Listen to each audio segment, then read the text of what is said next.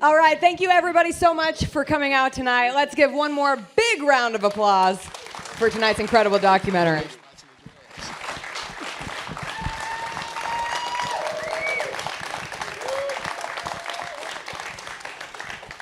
Excited to have the opportunity to have a discussion now with the film's director, Michael Blevins, the man who needs no introduction, the Grindfather, first team himself, Tony Allen, Zach Randolph, and of course, Grind City Media's Chris Vernon. Tony, of course, starting with you, you waited until tonight to watch this for the first time, so have to get your immediate reactions of what it was like and what you thought. Well, I sat over there, man, quiet, surprised. Man, just a few tears came down my eyes. My wife had the tissue for me. Appreciate that, baby. But yeah, man, it was just like, man, just to, be respected by my peers and just like I said, seeing all the people that care for me, that, like I said, when you're in your downest days, you see who really ran with you. And I was able to see that in that film today. So big salute to everybody who participated in that. Blevins, before we began tonight, you said this was something that was years in the making. And as we have seen the jersey retirements of the core four, Zach Randolph, Marc Gasol, this is your third documentary. What was the process like this time around? I think this one was more unique because there was sort of philosophy of like, this is the defensive stopper. What was the other side of the coin? So we were trying to get as many people that originally we were like, oh, could we get a bunch of coaches that had to scheme against them? And then we just started stacking players, right? Where it was like nobody was saying no. Everybody was taking time out of their day.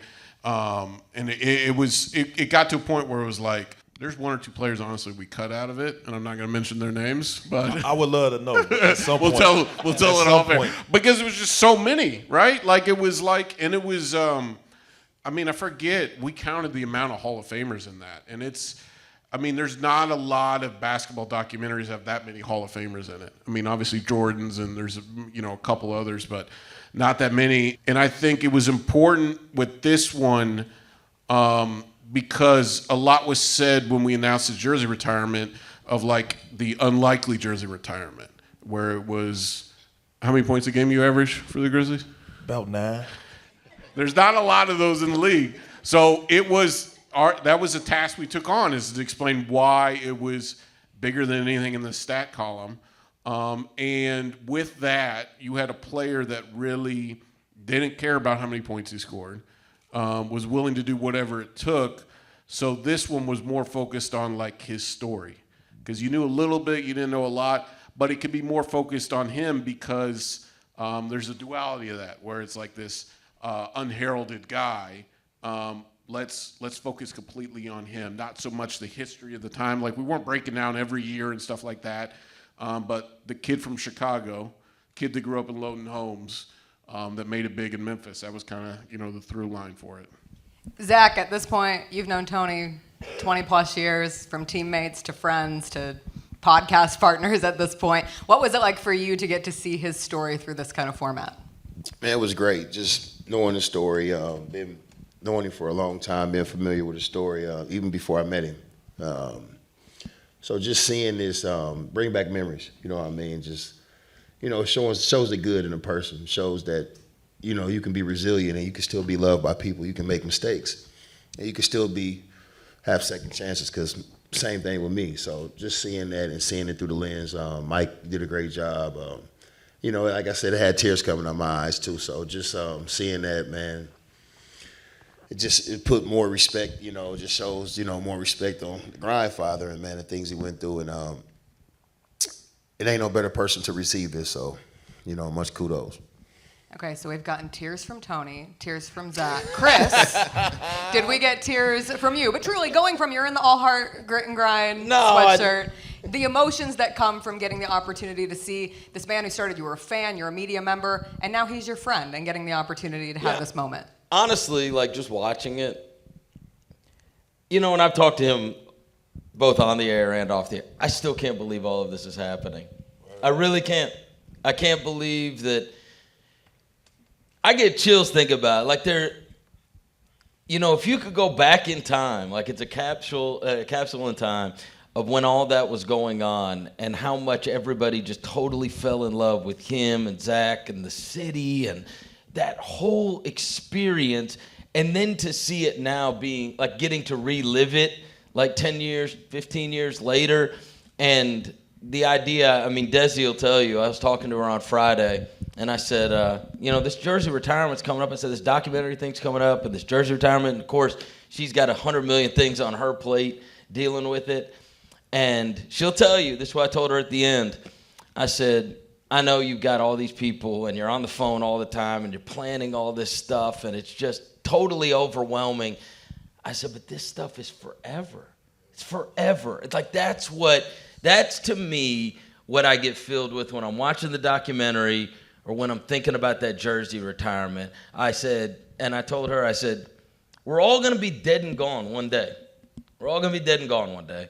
And there's something there. There's somebody like, my son is going to take his son, hopefully, to a Grizzly game one time and see that up in the rafters for Zach and for Zebo. And I love that Blevins has done this, and he's made these movies that, like, we can all go back and look at. And so it's almost like you don't even have to, like, there's a lot of stories. Like, my dad he would take me to games. He would tell me stories about people, and it almost sounds like fiction sometimes. Like, this is all reality, and this is forever. So we're going to be able to go back and relive it and watch his story that goes along with the jersey that's hanging up in the rafters. And, as stressful as it all can be, stuff is forever. And that's what sticks with me as I'm watching it. And the whole idea that, a team and a whole city fell in love with the team. We didn't win the finals. You know what I mean? We went to the West Finals once, right? That's how big of an impact they had. And most teams, their championship teams, don't have that kind of an impact.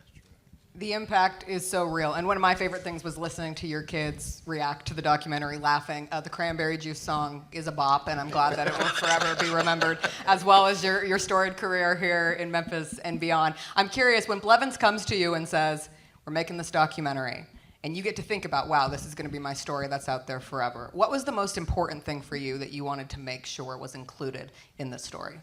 I wanted to give my mother her props, and this was my time to just, let her know that, as troubled as I was, and as much as I didn't listen, and, as hard-headed as I was, I honored her grind.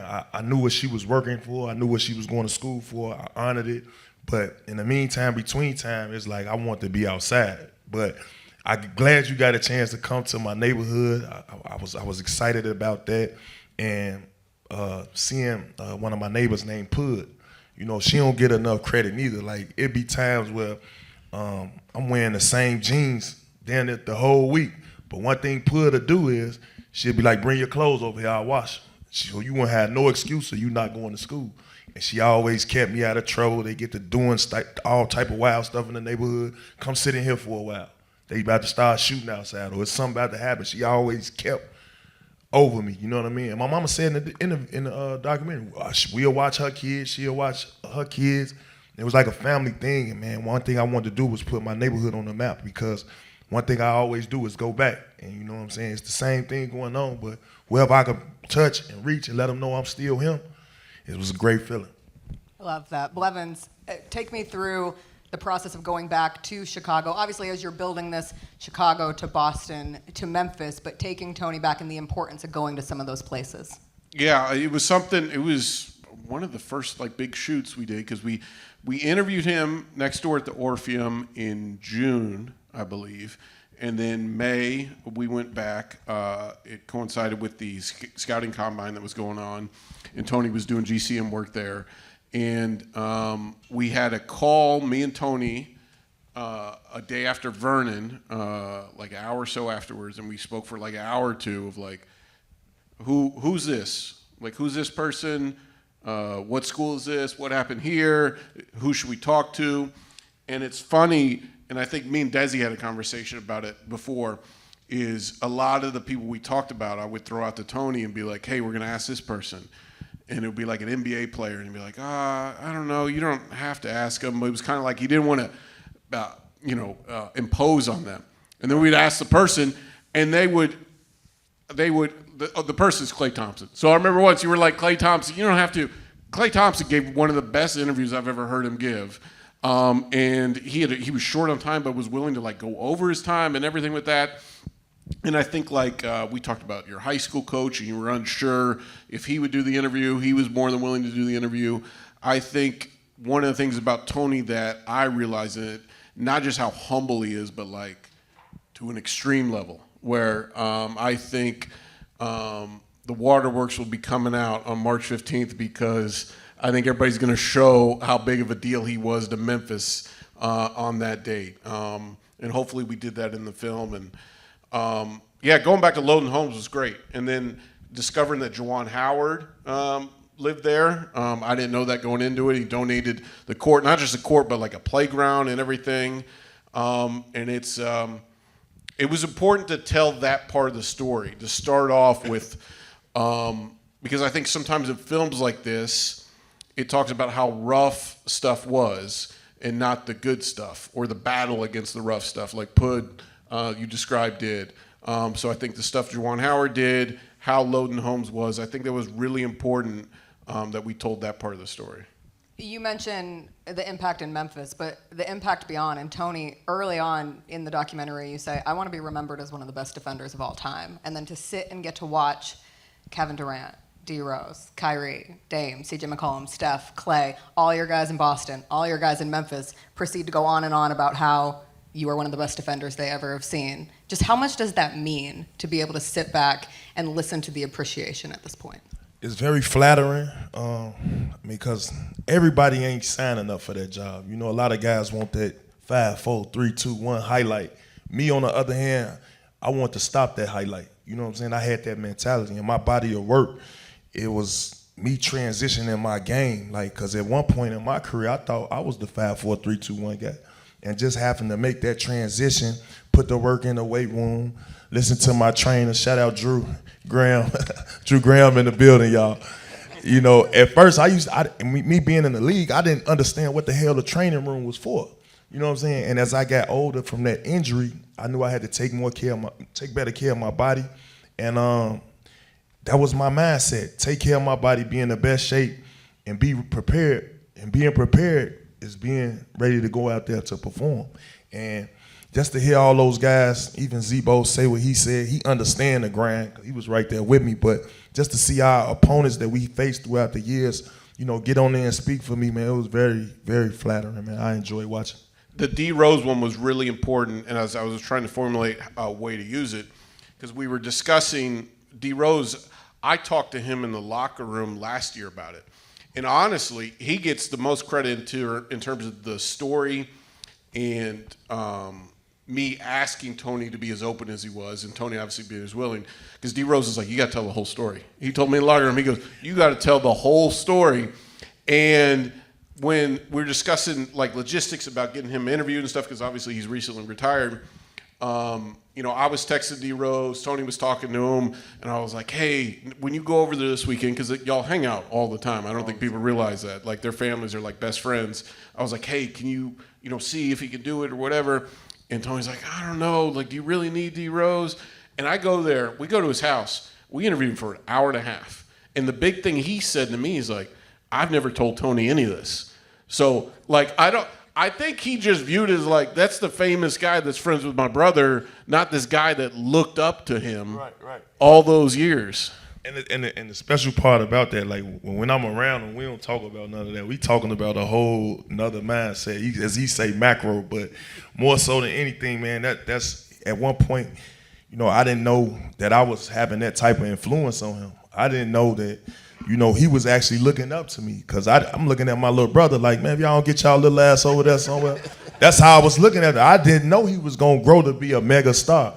And just to see how humble he is, even till this day, man, best of friends till this day, man. And as y'all saw in the documentary, man, you know, when it was real rough on me and I had to, you know, I was going through those troubles, you know, the courtroom was empty. But when I looked back and I saw bro in the background, I damn near cried, man, because that was like it's a big moment, you know what I'm saying?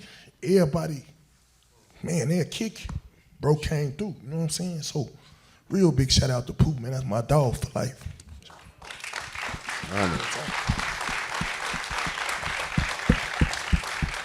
The support is so special, and getting to see all of the varying degrees of support. Zach, as a member of Grit and Grind, of those teams, you hear Tony at one point, we watch him win a championship. That's supposed to be the end-all to be-all, and yet he's in this documentary saying the best time of his playing career was here in Memphis, and it goes to those relationships with you, with Mark, with Mike, with everybody that team represented.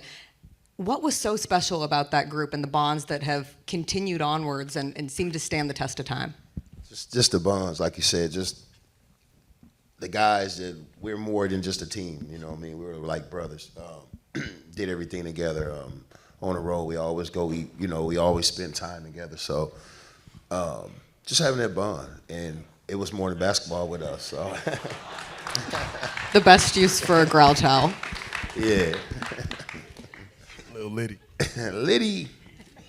Yeah, so just having that bond, and that's something we would run through the wall for each other, and we had a relationship to the day we die. We always gonna be brothers. The all heart grit grind, it becomes a mantra for the city. Chris, you sell all the t-shirts, and it embodies something so special. And Back on sale March 10th. I wanted to give you the chance. Back at it again. But we constantly talk about like right place, right time. But with Tony and Memphis, it truly feels like perfect person, perfect place. Why, in your mind, did that work so well, and why it continues to be such a special bond? Because that's the kind of basketball that people love in Memphis, right? They would rather you lose going down swinging than win soft, right? And so he was the perfect, no flop. He was the perfect embodiment of what they respected the most, which is somebody that goes out there and gives it everything they've got. If you give it everything you got and it's not enough, there's no shame in that. But just give it everything you got. And so you saw all those highlights. You see a guy, how many times you see guys flying over scorers tables? I watch games every night this year. I haven't seen one player fly over a scorer's table. Not one, right? It's a different breed. And so, And I think in Memphis, especially because we had wanted a team so badly to latch on to, and we wanted to be good. Because, the team moved here right at the turn, right after 2000. And so you're about 10 years in to going to games and rooting for teams for about 10 years. And then that shows up in a wave like it did, and it's exactly, not only is it's the perfect team for the city at that time, and also, look, the first time is always going to be the most memorable, and so you have that, that 2011 run, and then beating the San Antonio Spurs, that's a lot of people's, this guy's game 6. I think, there's virtually any sports fan in Memphis, if you ask them their favorite performance, they're going to say Zebo Game 6, 2011, right? Thanks. And so, Tony was a huge part of that team, and that team was super special. And I think that, for all the reasons that I said, it's like the thing that we respect the most, that you give it everything you've got.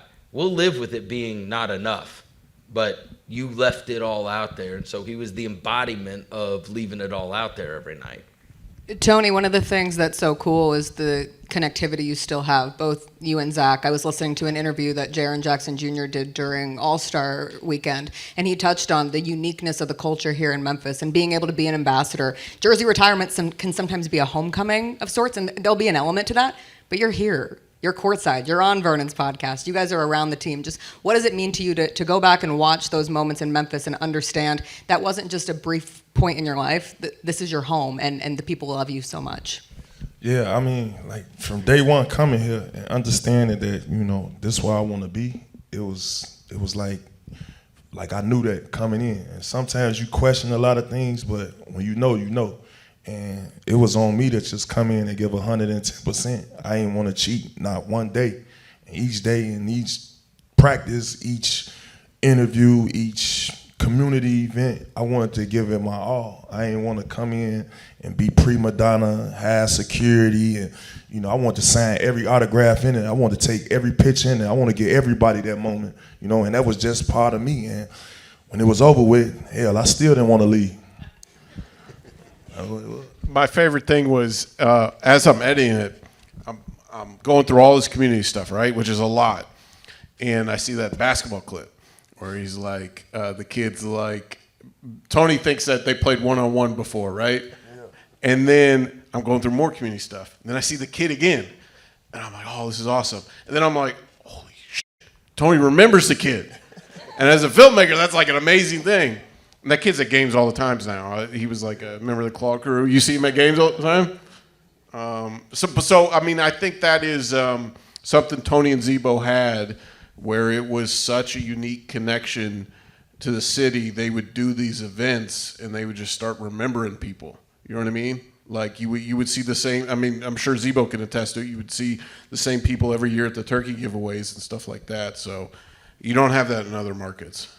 For people who don't understand just the totality that goes into making a documentary and the crew involved in finding the clips, setting the interviews up, taping everything, putting it together, just how much work has gone into this over the last few months and years? A lot. I want to shout out the whole crew. Steph is back there somewhere. He director of photography, so we shot a ton of the interviews at Summer League. Summer League is a great, if you ever want to make a film, Summer League's great for getting NBA interviews. We got Justin, Eric, Courtney, Ricky, Kiana, Corinne, everyone kind of, it was ebbs and flows in terms of like, hey, this week we're light, we're going to work a lot on the Tony thing. You know, certain weeks I'm working more on it. Luckily, it's so funny, you would think he would have played here forever. But I believe math-wise, you probably were on the Grizzlies the least of the core four, but had you know, arguably one of the biggest or the biggest impact. So pulling game footage became, you know, a little bit easier to find certain games and stuff like that. But yeah, I mean, it was so funny going through it because I'm talking to some of our new people where it was big. The emotion was bigger than the highlight then. You know what I mean? Like it wasn't, oh, there's this amazing dunk or amazing block or something.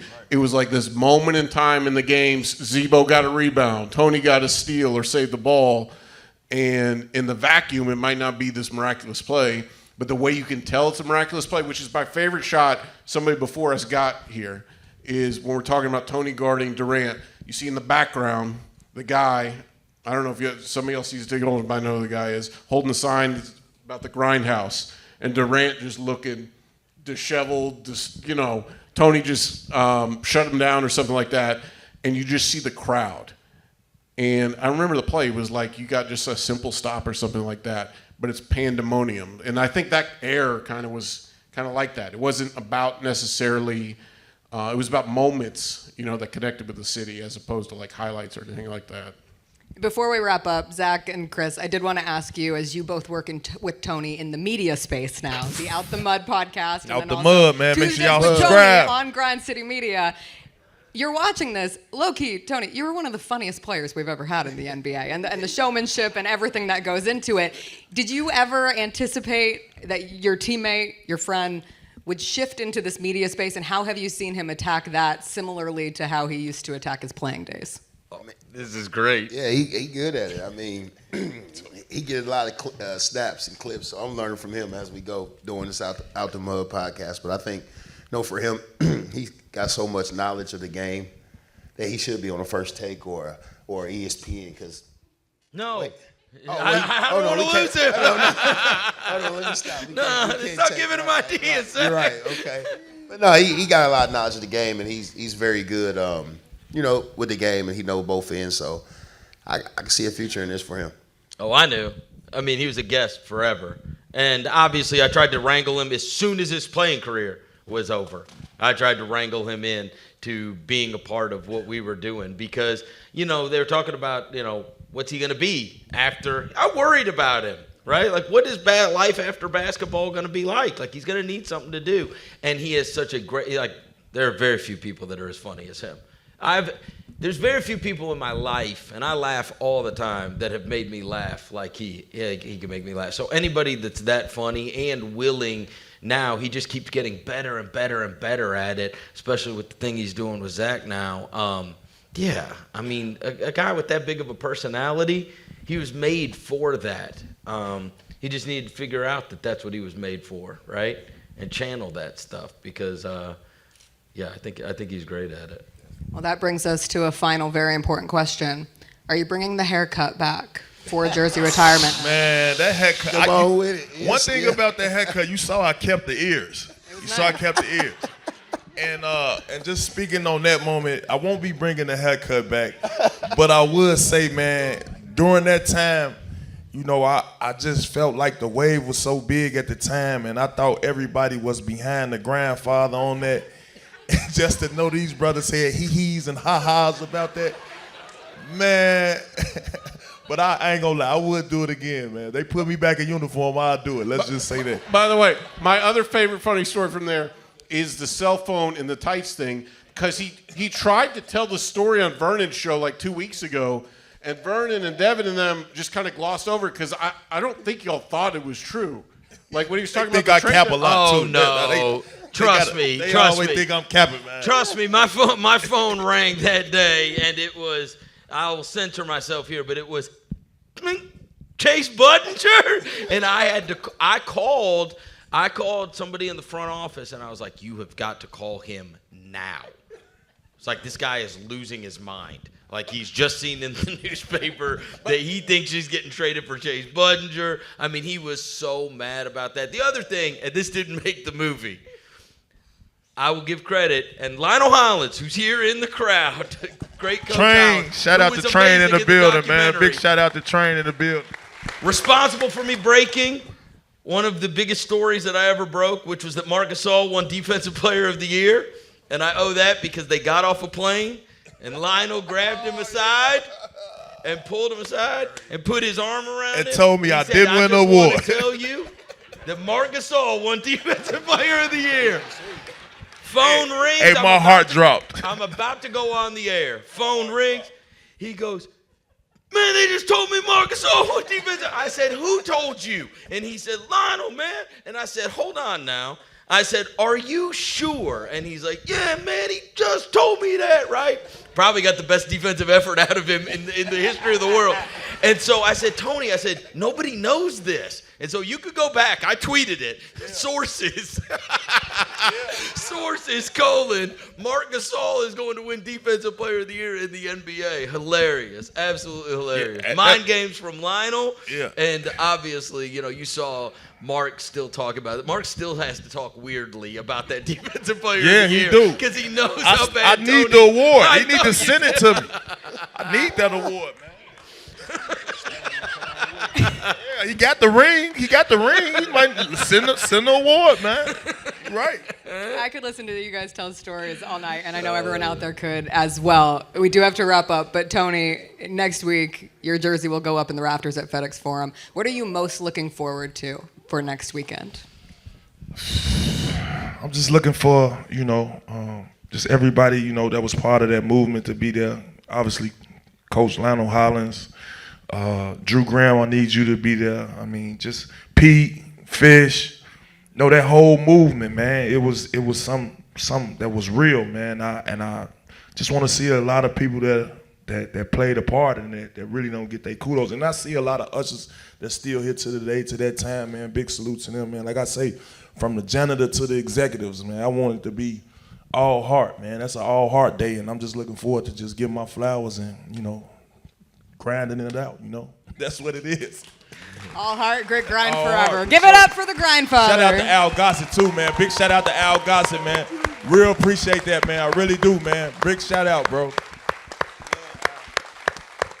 Thank you, everybody, so much for joining us tonight. If you don't already have your tickets for next Saturday, what are you doing? You got to be out there to see Tony go up into the rafters, and we look forward to seeing you all then. Have a great night.